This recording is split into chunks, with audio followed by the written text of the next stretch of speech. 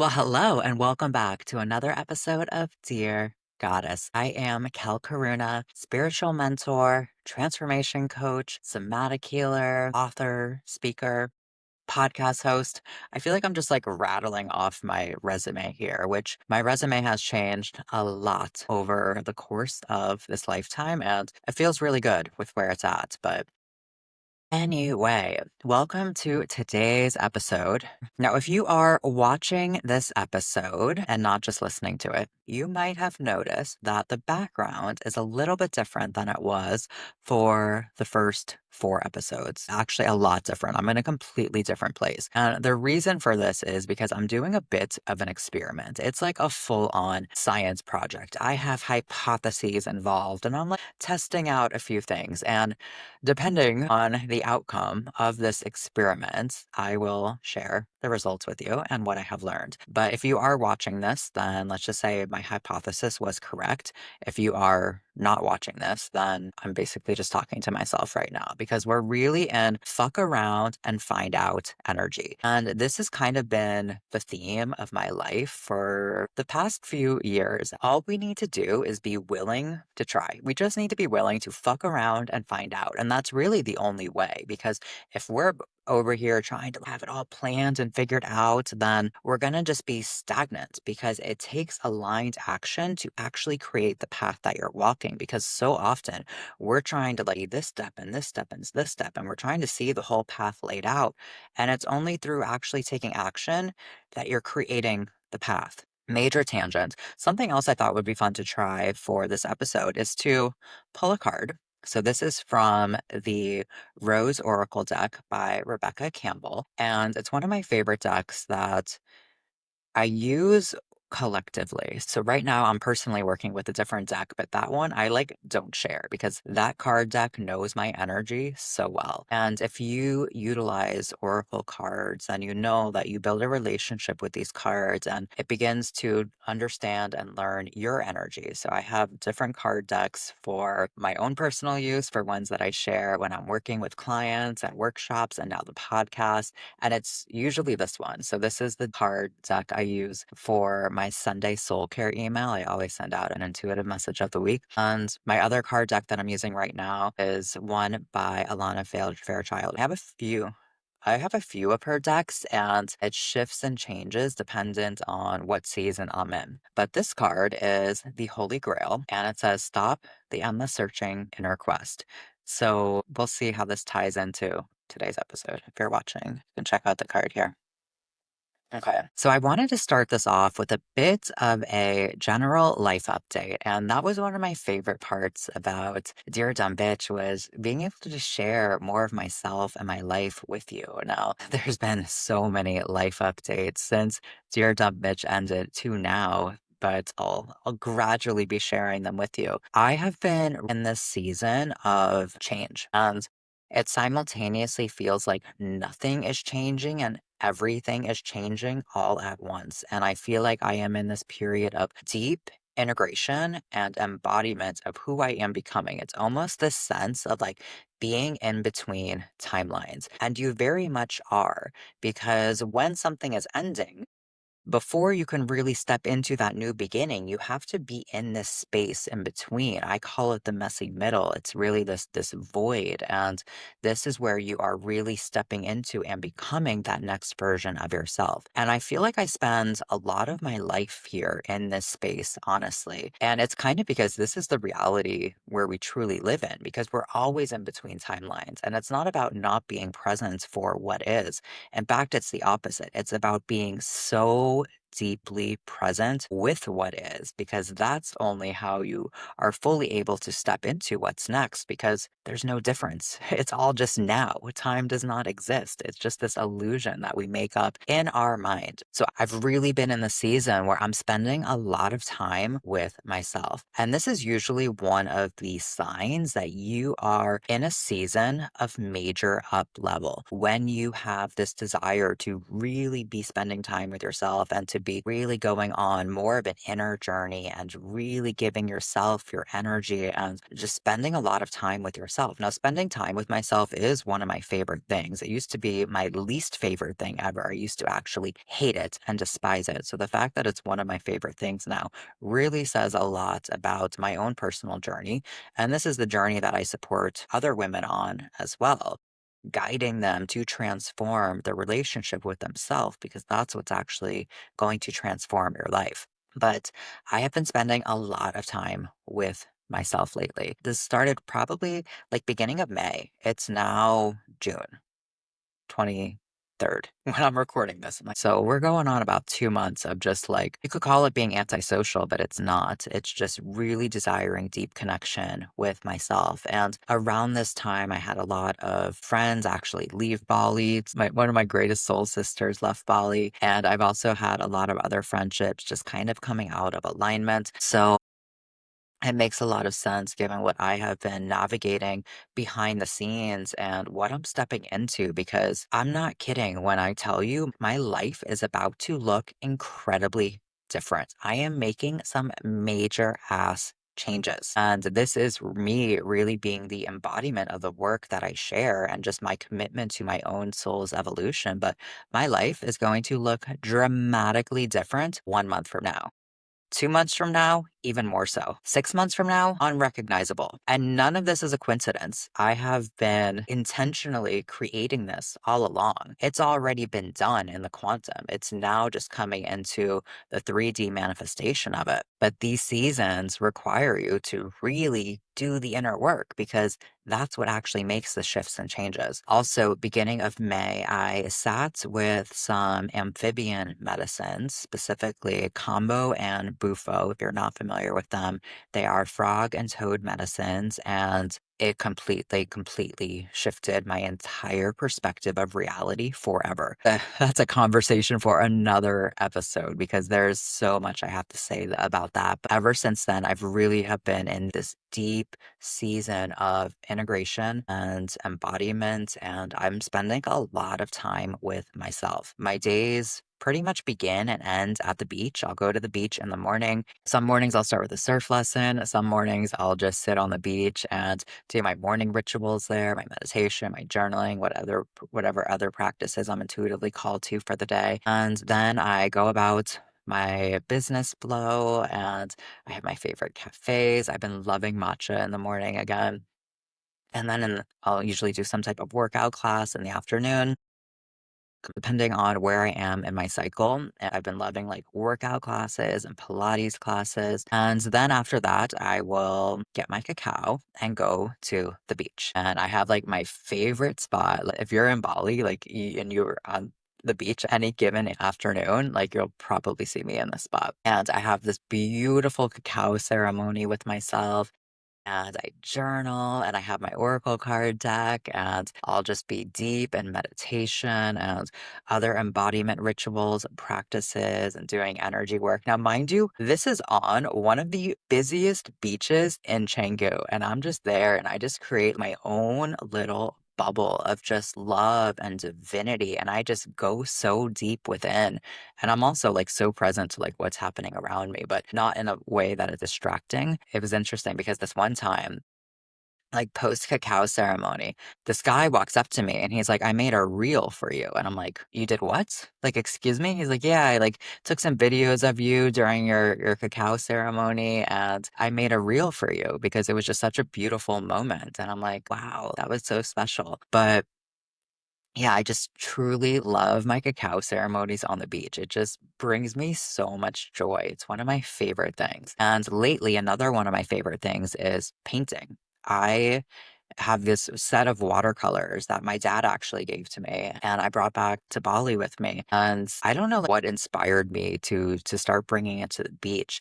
back when I was living in Washington, there were a couple times where I would paint on the beach, and most of the time I would just like, paint like in my condo. And it wasn't like something I did very regularly, but lately I have been painting every single day. And it has just been such a beautiful practice to connect with my own creativity on deeper levels. For me, I really see words as my gift of creative energy. And as a writer and a speaker, I get to share my words, but painting has been a really fun way to connect with my creativity and to open up that channel in new ways and to also just practice freedom of expression and to letting it be messy and to let go of this expectation of perfection because what is perfection anyway? And when you are painting, it's a very humbling experience when your mind has these expectations that you need to be Picasso. And it's like, but I'm not. And that's okay because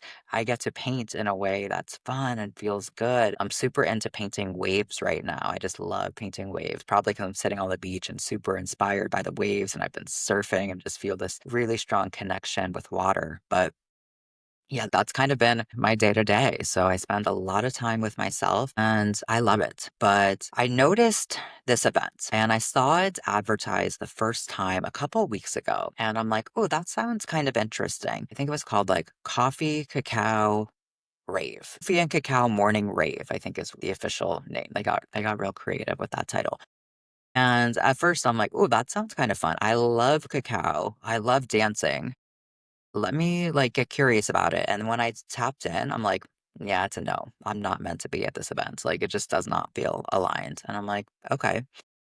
So a couple weeks went by and I didn't really think too much of this event again. I saw it advertised a couple more times and I'm just like, yeah, it's just not something that really feels aligned with me right now. And then a dear sister of mine who I have not seen in so long, I haven't seen since she left Bali sometime early last year. And then I was away traveling and then she was traveling and now she's back in Bali and she invited me to go to this event. And I'm like, you know what? I'm open to going because I really want to see you and connect with you. And I also really want to dance. I love dance, but I really enjoy ecstatic dance. And this season of my life, past seasons of my life, specifically like my party days, it would be like the club scene and raves and things like that. And also, I would just be so wasted, like so disconnected from my body. But I also really enjoyed dancing, but I felt like I needed to be disconnected from my body in order to dance. And now it's the exact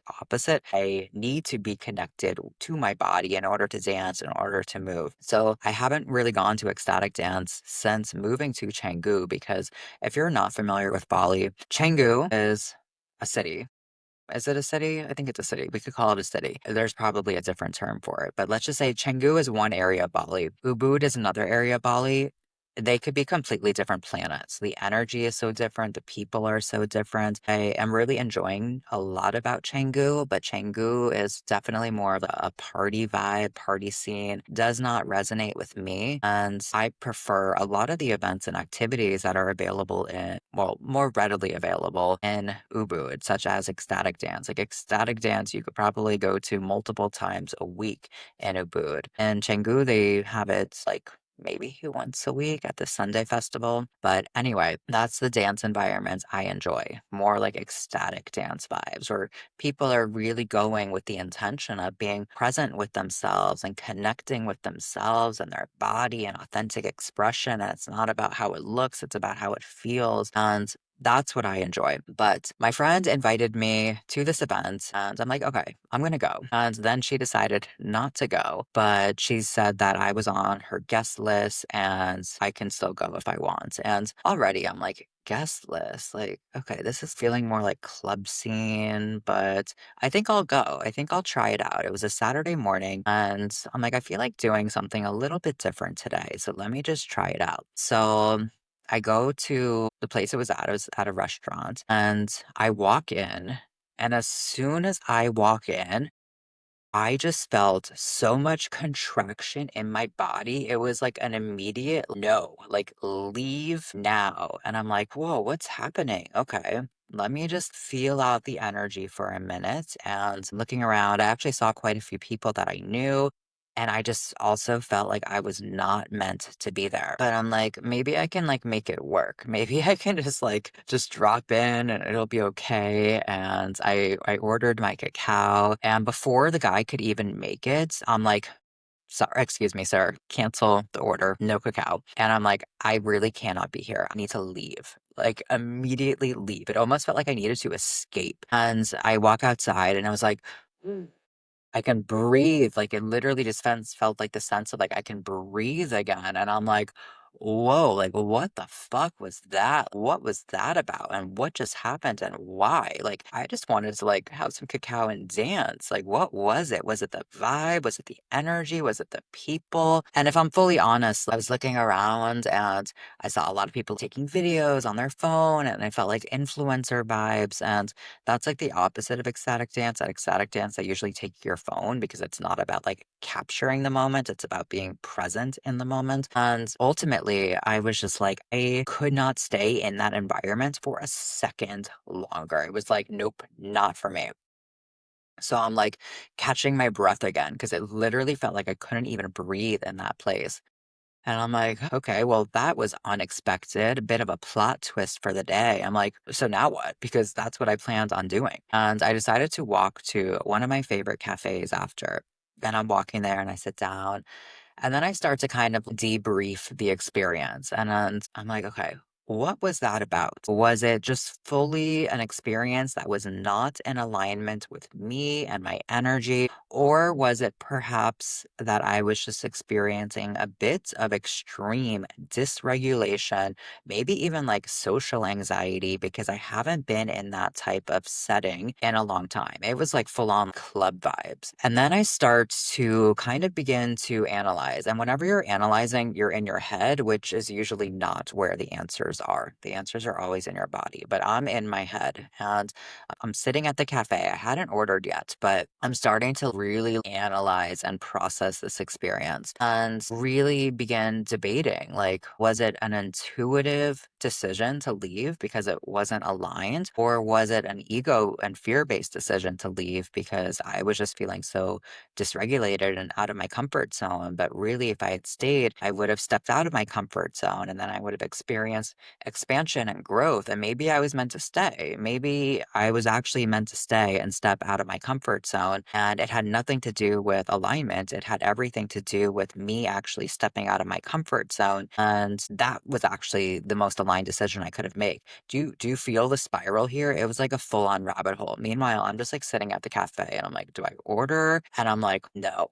No, we are facing this fear. Ego, you are not winning here.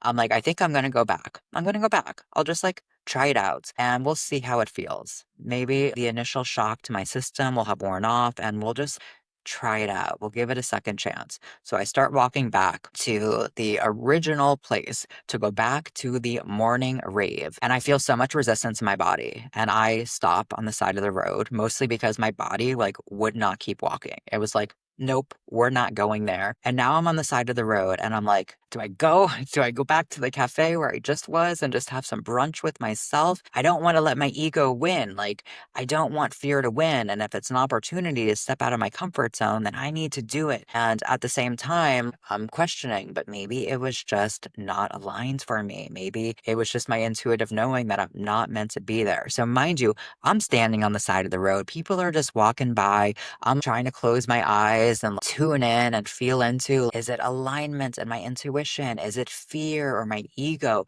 But at this point, I'm already in my head. So, of course, ego is already involved. And for me, I've noticed my ego does this not so cute thing where it battles itself. Like literally battles itself, which is kind of the whole premise of the ego. We're just at war with ourselves. But the way I notice this showing up, it's like, I don't want my ego to win. I don't want fear to win. So I'm just going to go at it and we're going to like figure it out. Like, is it this? Is it this?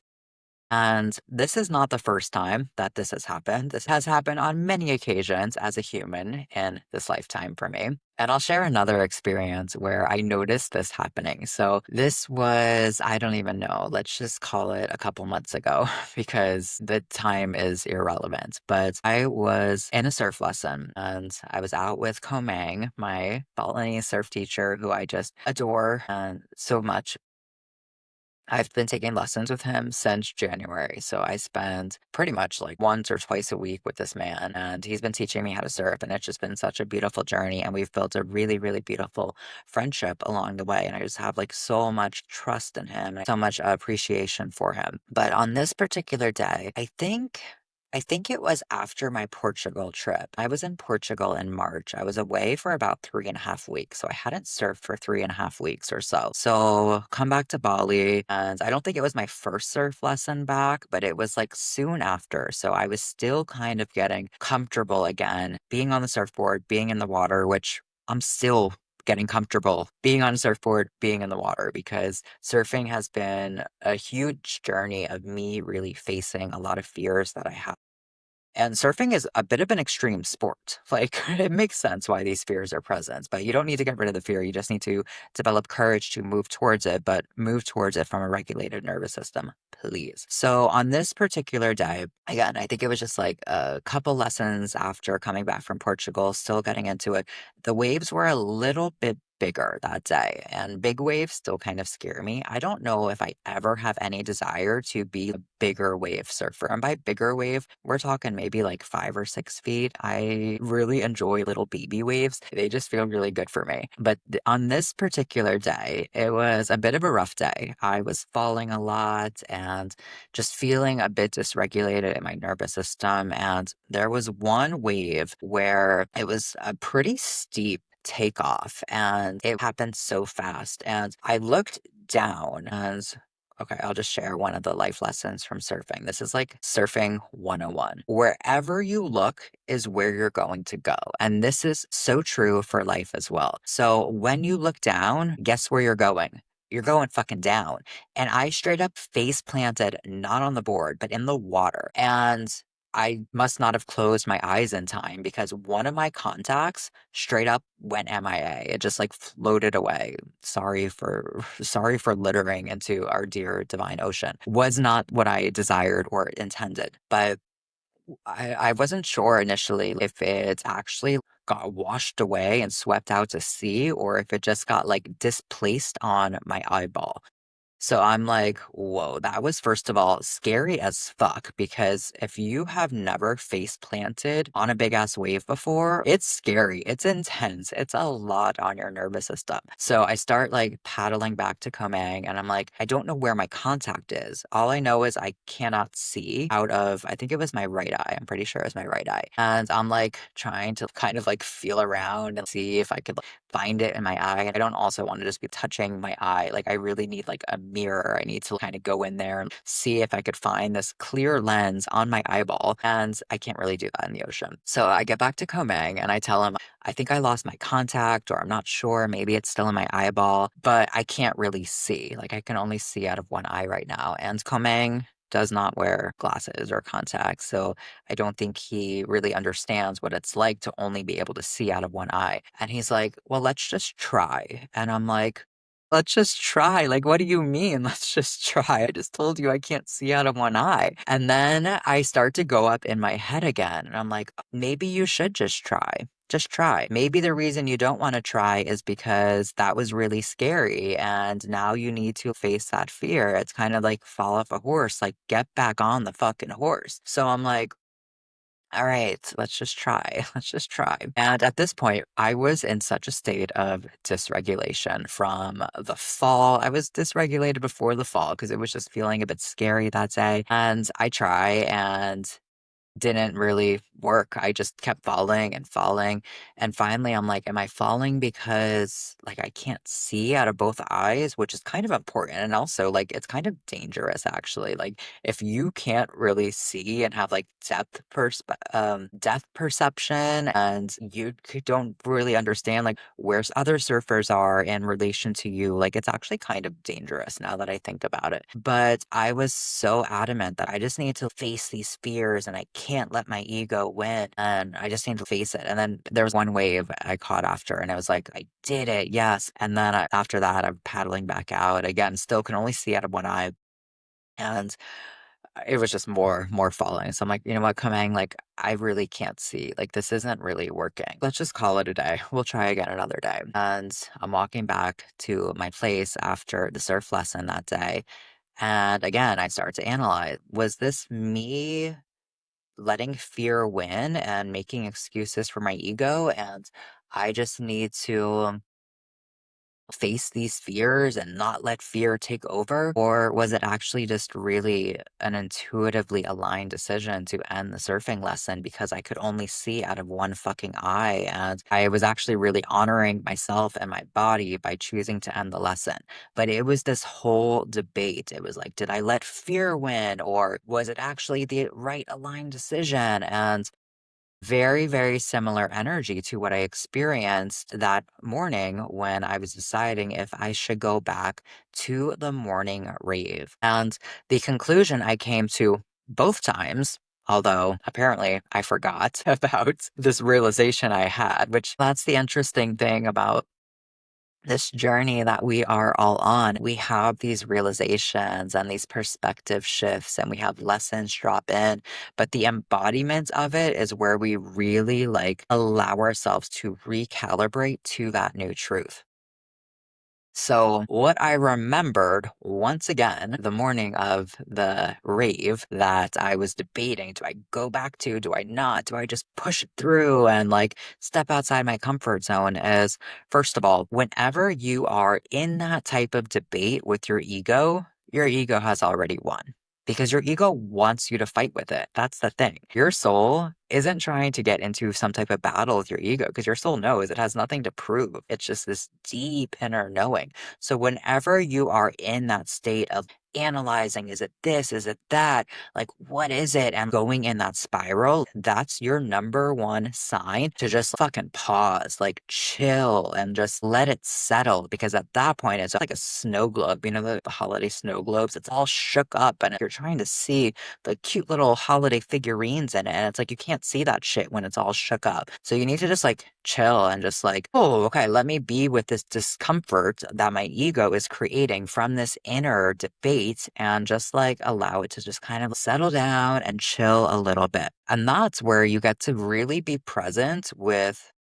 your experience, specifically the emotional aspect of it, because there's usually a lot of emotions that are present. And you have to be able to be with those emotions in order to actually create the space to see the clarity of the experience, because otherwise the emotions are just kind of distorting everything. And what I remembered after both of these experiences, we'll see if there's any other experiences I need to have in order to remember yet again in case I forget. But ultimately, it doesn't fucking matter. It doesn't matter if it's your intuition or fear, because what matters most is honoring yourself and honoring your nervous system and meeting yourself where you're at. Because here's the thing. Let's just say for the morning rave situation, let's just say it was out of my comfort zone. Let's just say it was a bit of dysregulation because it was a lot of energy and it was a social experience I hadn't been in some time. Either way, I was experiencing dysregulation in my body. Going back into that probably wouldn't have supported me, and that's okay. Even if you do have a desire to step outside of your comfort zone and to grow and to expand, which I'm assuming you do because you're listening to this podcast, but we want to make sure we're doing that from a regulated state because our nervous system is programmed to the past. So, in order to create a future that looks any different from the past, we need to be reprogramming our nervous system to actually be able to feel safe in these new experiences. And this happens with time. But it's like if you wanted to learn how to swim, you really want to learn how to swim, right? It's like this dream that you have, this desire that you have for yourself. You're going to learn how to swim. Maybe you're even going to be like an Olympic swimmer one day, but right now you are terrified of water. Do you think that diving into the deep end is going to be most supportive for you? Probably not.